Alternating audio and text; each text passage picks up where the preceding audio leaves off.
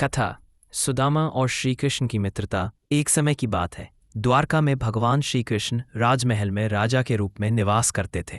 उसी समय उनके बचपन के मित्र सुदामा एक छोटे से गांव में बड़ी गरीबी में जीवन बिता रहे थे। सुदामा और उनकी पत्नी बेहद निर्धन थे। खाने को भी कभी कभी अन्न नहीं मिलता था।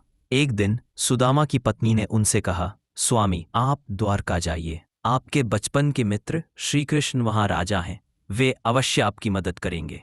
सुदामा यह सुनकर पहले झिझके, लेकिन पत्नी के आग्रह पर उन्होंने द्वारका जाने का निश्चय किया। रास्ते में उन्होंने अपनी पत्नी से पूछा, मैं खाली हाथ कैसे जाऊं?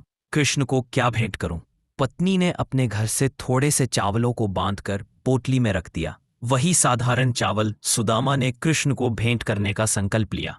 जब सुदामा द्वारका पहुंचे और राजमहल में प्रवेश किया तो श्री कृष्ण ने दूर से ही उन्हें पहचान लिया। वे दौड़ते हुए आए और अपने गरीब मित्र को गले लगा लिया। राजमहल की रानी रुक्मिणी भी यह दृश्य देखकर भावुक हो गईं। कृष्ण ने सुदामा को राज सिंहासन पर बैठाया, उनके चरण धोए और उन्हें अत्यधिक सम्मान दिया। फिर सुदामा ने संकोचपूर्वक चावलों की पोटली कृष्ण को भेंट की। श्री कृष्ण ने उस साधारण चावल को प्रेमपूर्वक ग्रहण किया और बड़े आनंद से खाने लगे।